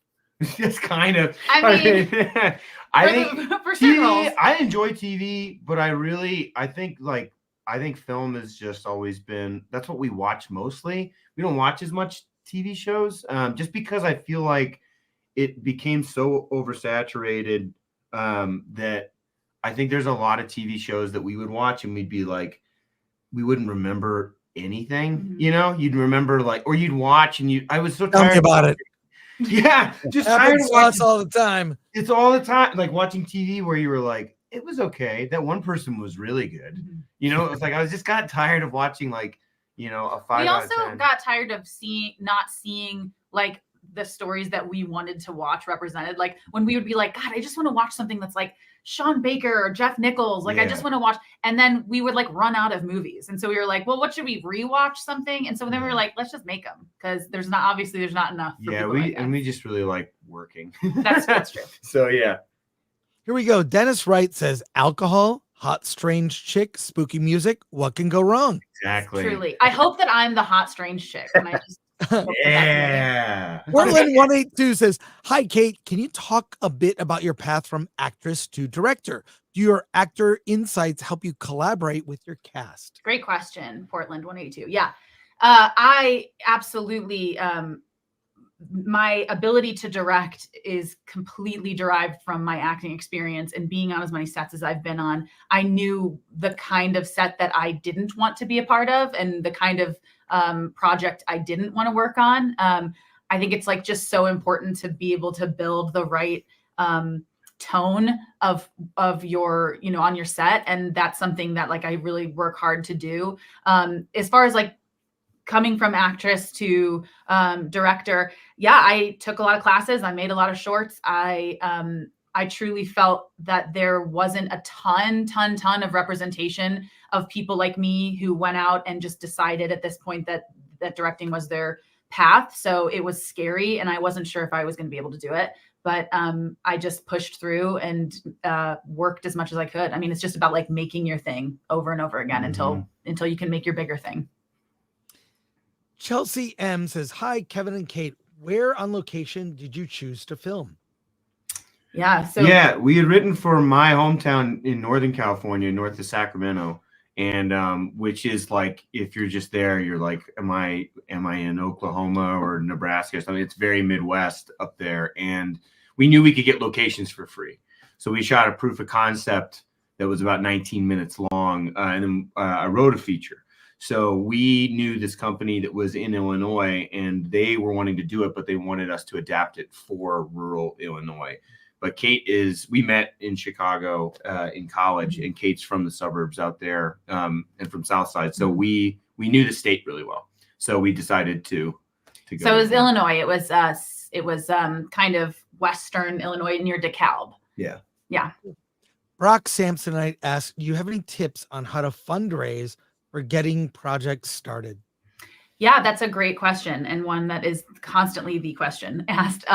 So, I mean, for us, it was about making a proof of concept and using that to show around and get funding that way. That's not for everybody, but for us, it worked. We saved up our money. We shot like he was saying, 19-minute proof of concept that we spent $7,000 of our own money and made it with friends, and then packaged it together with our lookbook and all of our stuff. And then we sent it out to people that we knew to read, and they sent it to people they knew. And, we eventually ended up partnering with Chicago Media Angels and worked the funding from there. I think the other thing is that like, you have to have different versions of your script or different versions of the movie that you can make for any price. We said, we can make this for 20 grand if we had to. We could make it for 100 grand if we had to. We could make it for 5 million if we had to, So I think it's like being flexible in that way is super important. Yeah. Wow. Let's see. Urjo says, what other genres would you like to write and direct? And Razorburn kind of follow up. Kate, ever thought about directing a horror movie? Kind of like that. Other films you'd like to do? My dream. I think you can see from this genre blendy movie that we made that I love something that's darkly comedic, but also dramatic and also scares you. I think that is like the most exciting kind of filmmaking to watch. I don't think there's enough women making horror movies. I would absolutely love to make a horror movie. Yeah. Well, I would say one of the best horror movies this year was directed by a woman, written and directed, which is The Substance. Full confession, we wrapped our second movie last Friday. So I haven't seen a single film Everyone in 6 months. was talking about Substance, so we're stoked on that. I'm so excited, and seeing everybody's Halloween costumes this year for Substance. So happy about Demi Moore. Like, that's awesome. Yeah, dude. She's coming back. Love her. Yeah, it's I feel based on the subject matter and the ideas being used in the film, only a woman could have made that. And by the way, we do have a lot of horror directors on the channel to interview, and they say that I did not know this. Fun fact, women are more a fan of horror than anyone else. Certain 100%. Things like women like horror. I mean, look at true crime on Netflix. I mean, Look at the Morbid.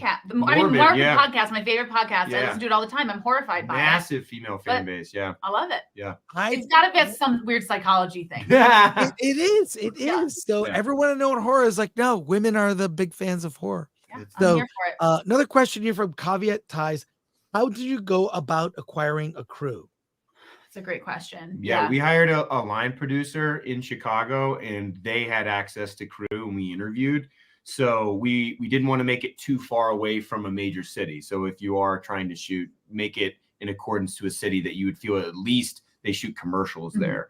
Right. So then we hired probably around, I'd say 20-person crew, 30. We had about 30 to 35 people, depending. So we had things called we had a swing crew. So we had people who on really, really heavy days, we would bring on extra people, or we would have somebody who could double as another job. For example, like a hair person that also did makeup. So that was a way to kind of keep the cost down, but like we're getting really talented. We only had 2 weeks of pre-production. And a 15-day shoot. And a 15-day shoot, or else we had to punt to the following year, and we didn't want to risk potentially losing funding. So it was definitely a sprint. When it comes to film, bird in hand. You make your movie as soon as you're able to. Don't wait for the perfect time. There's never a perfect time. And I've also heard from a lot of filmmakers, it's like when the money question comes up, always does. Mm-hmm. You know, how much money do you need to make your movie? How much do you have? Like, that's the answer. It's like whatever it takes. And I just did some research, oddly enough. Okie was reviewed at the Santa Barbara International Film Festival by Jason Delgado, a writer for us. And oddly enough, 9 out of 10 review on Film Threat. So that's good. Okay, solid. We'll take it. We got a lot of people texting us that article. They got stoked. Yeah, that was a great article. So that's awesome. And it's now is the film. It's out now on VOD. Is that right? Not yet. It comes out on November 8th. Yep. Oh, okay. So next week. Yes. Yep. A week from today. Well, congratulations to you both. Excited for you on this. And look forward to your coming success with your next movie. Thanks very much. Thank you guys so much. We really appreciate it. This was fun. Yeah. Blast. Yeah. Thanks. All right. Take care. We'll talk to you. Come back and talk to us about your next film. Anytime. Absolutely. Anytime. Yep. That's all right. Soon. Have a great weekend. Bye.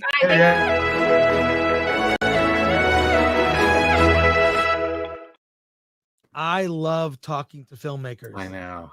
I love it. I do want to see this movie now. We have a few more films to discuss, or maybe we can save it for next week because these are not. Yeah, my good friend Zoe, we can skip to next week. Wait, Aurora uplinks for 5. What do you think?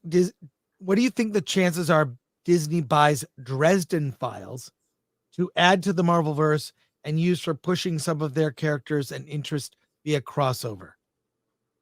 I don't think okay, I looked it up. So Fox optioned the Dresden Files. And they Disney did. But Disney has done nothing with it. And as of now, there doesn't seem to be any report that they are going to move forward with it. So my guess is it may drop out soon. So, but to add, I think the Marvel universe has to tell Marvel stories, and Dresden Files doesn't make sense for it. Yeah, I don't think it makes sense. So there you go. All right. Well, let's see. We could review Blitz. We both saw that. Let's do that. Yeah, we can hold off my dead friend Zoe for next week. Yes, because that doesn't. Okay, that would be an early review. And A Real Pain. Did you see that? I did, but I don't remember a lot about it. So I'm Bluey, goddammit. Does Bluey remember? It's very much. Remember that Lena Dunham movie we saw last year? Oh, it's very much awful. Like that, except with no nudity. Is the gayest gays.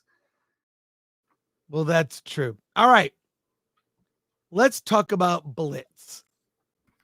This film is from Steve McQueen, which I don't know. I don't know how I feel about him being named. I mean, I guess his name is Steve McQueen, but whenever I think of him, I think of the actor Steve McQueen. Yeah, what's he supposed to do? Change his name? Well, there is a rule before we get into it. You can bring the poster up if you would. There is a rule in SAG. A lot of people may not know this. There's a rule in SAG that you cannot be named. Your professional name cannot also be someone else's name who is in SAG. So, for example, Michael Keaton's real name is Michael Douglas. You probably knew that, right? Yes.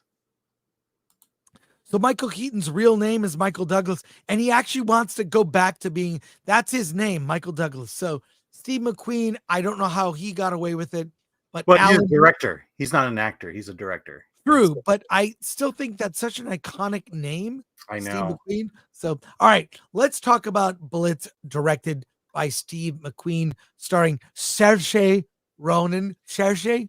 Pronouncing that wrong. Saoirse. Tell me the story of Blitz, Alan. Okay, so Blitz, I'm just looking at the date of the actions. I don't see it here. But Blitz takes place during World War II. We are in England. The Germans are bombing London. Saoirse Ronan, let me get the names here. Saoirse plays Rita. She is the mother of young George. You can see him in the poster there. For safety, Rita decides that she's going to send her son off into the country, like many other families in London did, for safety. While George is angry at the fact that his mother would give him up like that. And so on the train ride out, the train doesn't get that far, and George escapes the train and heads back to London to be with his mother. And the movie is about reuniting finally with his mother. And we follow down two tracks here. Rita, who doesn't know that her son is missing, goes on with the war effort. And she is a riveter. She helps build weapons and ships and things like that. And she is just kind of holding strong to during these tough times. George, on the other hand, is a boy on his own, and just trying to figure out how to find his mother, and for the most part, how to survive. He runs into some pretty bad company that kind of enslave him in a way. And then he's just faced with one danger after the other. And so can George finally reunite with Rita? What are the consequences of his actions along the way? That is the story of Blitz. Yeah, and it should be mentioned. I don't know if you made it clear. It's set during World War II, and London is being bombed, and it's dangerous to be there. And there was keep a stiff upper lip. The English were very proud. They were going to stay there and not take it, but they were always under threat of bombs. So this giving up her son to go off to the countryside to get away from the city was a way of kind of protecting him. And then he should also mention that George is black. Half black. And so therefore there's all that too in the story. There is a sort of racial tension there that plays out in a few scenes. I think it's a very beautiful movie. The sound design is amazing. The effects in terms of, bombed out London. There are some real tension scenes in the subway when he's hiding out in the subway with a lot of other Londoners are in the subway, and that gets bombed and flooded.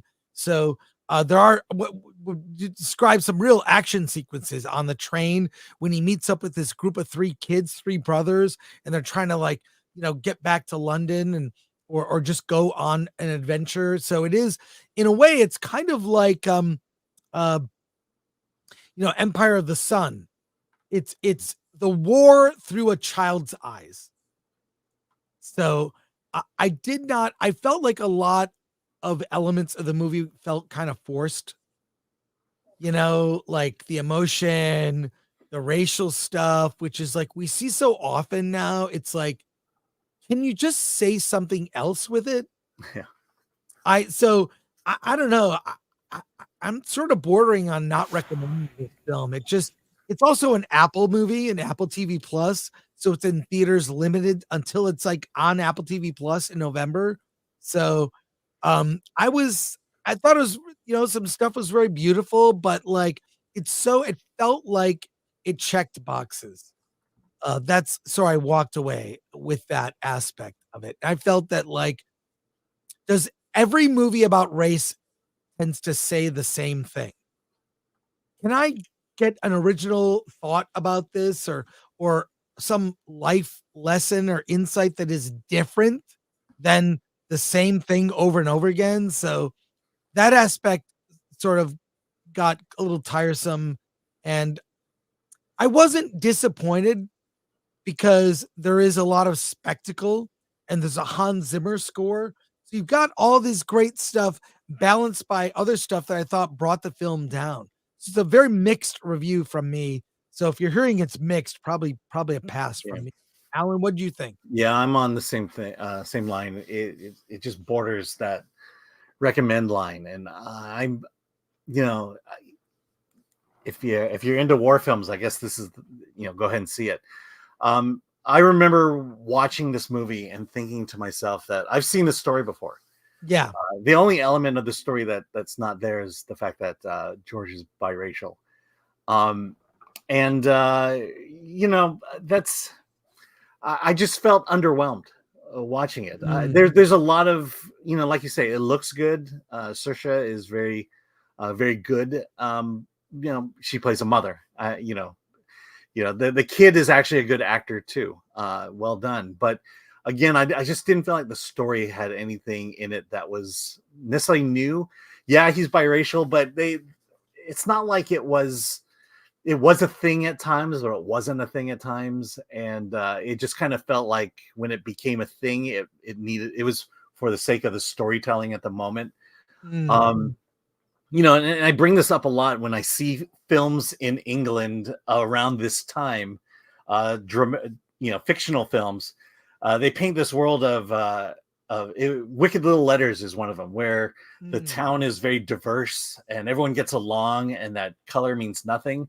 But then you go to a movie like this that takes place at relatively the same time, and there's this racial tension going on, which kind of undermines both stories. It's like, are you trying to show a utopia of the world? Then why are you showing, the harsh realities of race in the world? It's really just the Disneyfication of diversity as this utopia. And it's not a utopia, but it's not all a racial, evil happening as well. It's real life that I think people think about it a lot less than the media would have us say. So. Yeah, but my problem is Wicked Little Letters takes place relatively the same time, and it paints a very different world than this world. Yeah.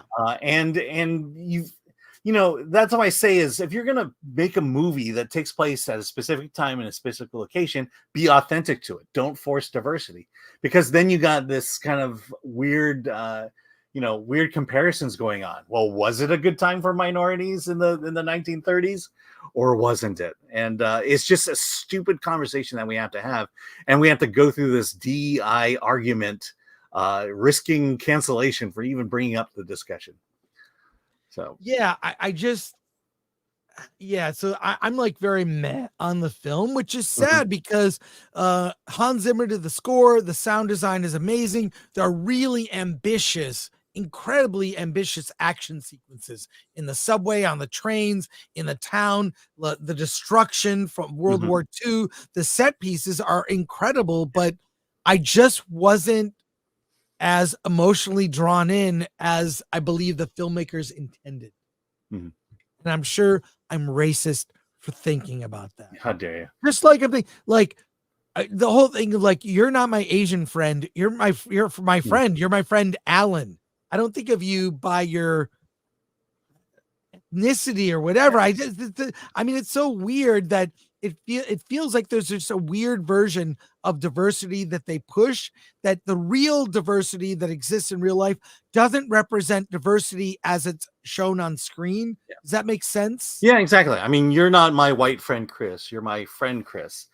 And, and living in a white America, never mind. I had a bit going and I lost it. No, do it. It's all about this weird progressive thought of, you have to check a certain box, or here's the punchline. Who in America would have thought that I'd have a white friend?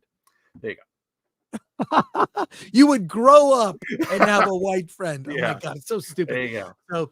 So it's a pass or a bear recommend. Pick which one you want. Yeah, I mean it's only going to be in theaters for the Oscar run, just to get it nominated. But and then you can watch it. Here's the thing, though, if you're going to watch this movie, it should be in a theater with an amazing soundtrack or Yes. sound system. It's a gorgeous film, and to watch it at home on your television, it kind of dishonors the film. But it where it succeeds is the war through the eyes of a boy. That succeeds, but where it fails is on a lot of on the emotional level. Yeah, and then my understanding was that he was offered what a lot of filmmakers are offered, where Apple says, "Look, if you go straight to streaming, we'll give you this large amount of money to make the movie, but if you want to go to theaters, we're gonna have to cut your budget." And I think that's part of why it's on Apple Plus or Apple TV. All right, let's go to your comments. From Yidus, it not as good as Hope and Glory, eh? Yep. Davian Duckworth, the problem with war films from a perspective of a child is that it's still as stupid and incomprehensible. That war is still stupid. Okay. Haterator, watch Empire of the Sun or The Boy in Striped Pajamas instead. No DEI at all. It just seemed very intent on being DEI compliant. Yeah. Does that make sense? Like, yeah. Oh, go ahead.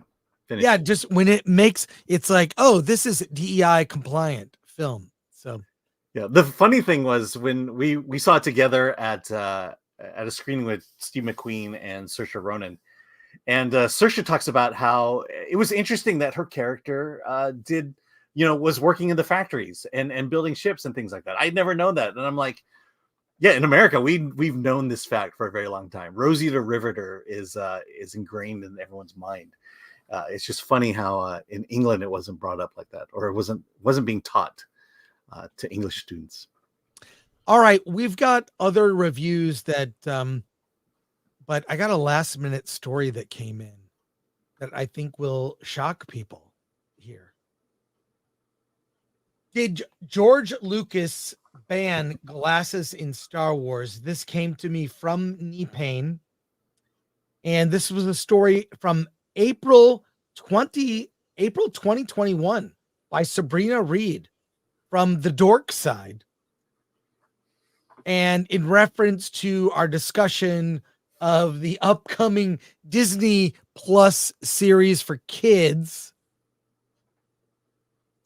When we imagine fantasy worlds, there are many places the mind goes, from technological advances to simple minutiae like whether or not glasses exist anymore, or at least for the latter. It's where the mind of George Lucas went when conceptualizing Star Wars universe. Goes on to say, blah, blah, blah. George Lucas banned glasses in Star Wars. According to Inverse Inside the Magic and many sources, Lucas did have aversion to glasses in the universe he created. That's why we rarely, if ever, saw them in a galaxy far, far away. But Inverse also cited they do occasionally appear on minor characters, books, and stories outside of the agreed upon Star Wars canon, or in made-for-TV films like Ewoks, The Battle for Endor. So the character of Dr. Pershing, who debuted in the first season of Mandalorian, broke the established costume canon with his yellow-tinted eyeglasses, changing a little piece of Star Wars history with its very existence. So George Lucas may not have liked them, but they have appeared. So make of that what you will, Alan. Yeah. Well, I mean, I would agree that if, for the most part, Star Wars is a military film, and the military, you can't have glasses, especially when you're in combat. Right. It can be very dangerous. But I get it if it's like a cantina character, or, someone who's not a part, living in the darkness of the outskirts of the Star Wars universe. That makes more sense than a main character working for the rebellion or the Empire. Well, Skeleton Crew, with the upcoming Skeleton Crew, I think those glasses feature prominently on the one parental character, and I think it takes you out of it. At least sort of make them Star Wars-y, like they're a visor or something, or there's an implant or whatever. But like just to have horn-rimmed glasses, I think just is kind of lame. Yeah. Well, this is what needs to happen in the series then. The father has to lose his glasses at an important time at some point, and thereby giving meaning to having those glasses. Otherwise, they're just a prop and a costume. Yeah, it does not work for me. All right, some quick comments here. All right, from Shanhu, Feliz Dia de Muertos. That's right. It's Day of the Dead this weekend. Day of the Dead. We're gonna leave it there. One last thing is Godzilla -1 is in theaters in re-release, both the minus color and the color version. And I went to see it last night. There are 13 minutes. There's a little featurette about the anniversary this year. It's on November 3rd is Godzilla Day. And they put something special together. There are a lot of videos on the official Toho Godzilla channel. We cannot play any of them, unfortunately, because we will get hit with copyright. But this is your reminder. We don't need to gush about Godzilla and give a stellar review. It's on our channel. Alan and I both gave it one of the best movies of 2023. Yes. And it's back in theaters, which tells you what is happening with theatrical. But go see it. I'm getting tickets. I will go see it. We'll talk about that extra 13 minutes next week. By the way, this is the worst version of Godzilla. This is sort of fanciful kid-like version. Yeah. But there you go. There he is, right there. I hate that version. It's a little dumb, but whatever. It's hey, Godzilla. Yeah, there you go.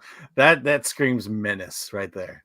Well, it has the cartoon Disney eyes. It might as well be wearing like problem. Mickey Mouse gloves or Well, something. it's all curved edges, nothing sharp, and therefore it doesn't Right, except the teeth. But yeah, no, I look, I watched those movies as a kid, but there is so much amazing Godzilla -1 stuff. And look, I'm gonna go full screen for a second. Show you something I just got. Okay, I'm going full screen.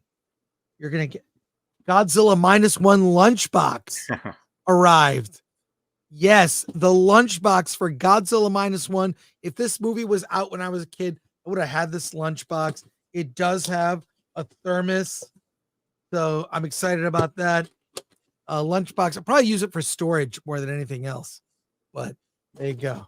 It goes right here. If you notice, I make changes every week on my background, so feel free to. Yeah, but the Godzilla, I have gotten things from the Godzilla website, and yeah, here you go. That's the one right there, baby. That's the one. Yeah, that's Godzilla -1. You've got different head options, but I'm literally gonna go to the theater because I already own the 4K. I bought it digital. I'm going to the theater just to see the extra 13 minutes of footage. So we'll talk about that next week. Alan, what do you got coming up this weekend? Yes, I'll be at the National Comedy Theater tomorrow, 7:30 for improv show. Family friendly. If you're in the San Diego area, come out. It'll be fun. Awesome. And I am going to, we'll get to that in a sec. I am going to Universal Horror Nights. Shout out to my friend Jade. I got tickets to Horror Nights. This is the last weekend. I'll be there Saturday. I'm seeing a couple movies too. And tonight I'm going to the United Theater on Broadway to see Amy Mann in concert. I got tickets. I forgot I got tickets. I got tickets like last summer, and I'm going to the concert, and then I'm going to Horror Nights, and I'm seeing a couple movies. I'm going to see The Brutalist. So we'll see how that goes. Should be fun. So that last minute super chat here. Go ahead, Alan. Yes, from Aurora Uplinks for 5. I was wondering why I hated that character. It was those stupid glasses he was wearing. That episode of Mandalorian, I want to like more than I do. Well, thank you, Aurora Uplinks. And Lord Thoth reminds us, like, share, subscribe. Our subs have kind of slowed to a crawl. Maybe it's the election. We'll see. But next week, we've got 3 live streams. I will also be at the AFM in Vegas Be crazy. So like, share, subscribe, hit that bell for notifications, sign up as a member, and buy our merch. Go to shop.filmthreat.com. Sons and Shadows gifted 5 Film Threat memberships. Thank you. Look at the members only playlist of videos and also the giveaways that we do. Watch the community tab and join us on Discord. David Smart, member for 8 months. Hey guys, hope your Halloween was cool. Yes, you can see my Halloween costume on my X account. Yes.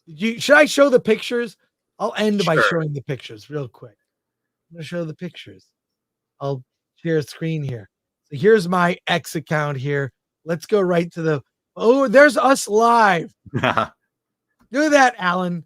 It's an inception of Alan and I. So there you go. That's kind of crazy.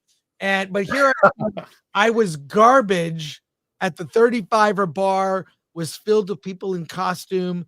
I was garbage wearing a hat that said "Make Movies Great Again." Here I have a hat, "Make the comic industry great again, make movies great again." You can see I was drinking a water. Yes.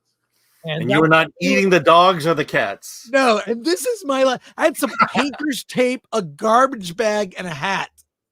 And I made this costume. I was garbage. And then I met Colonel Sanders. That's Donnie from the 35er, dressed as, he's like a perfect Colonel Sanders. But there I was last night at the 35er. It was a lot of fun. My Halloween. I love Halloween. I'm sad it's over. So there you go. All right. Thank you to our mod, Lord Thaw. Thank you to Atomic Lori, Glenn Uccio, Leo Cody, Portland 182, MK Solid, all the people that provide memes and fun stuff. And thank you to our audience for tuning into our live streams. I appreciate you watching, even when there's not like a big movie or thing to talk about, just these little indie movies that Alan and I will get there. There's got to be a good movie coming out soon. Yeah. Well, we have a lot to review next week, and great costume, Frank. But did you have to bite those babies? No, I was looking. There was no one dressed as there wasn't anyone dressed as Biden. That would have been awesome. Thank you, Aurora Links, for gifting 1 Film Threat membership. All right. Razorburn, see you on FNT. No, I'm not on FNT today. I'm not. I'll see you on the Nooner next week. You'll be in the chat, maybe. I don't know. I have so much work to do. Don't you have so much work? You have Dude, it's been insane for us. I'm Bluey, goddammit. Look, work is good. When making money is good. And sometimes you gotta work real hard to do it. David Smart is a member for 5. Okay, so I watched The Substance in a theater. I was impressed, but I'm used to free trial. I used the free trial of movie, and I might give this one more chance. All right, that's good. Appreciate that. Last minute super is coming in. All right, Alan, that's it for us. We'll be back on Monday with Versus. What else do you have to say? Let's get out of here.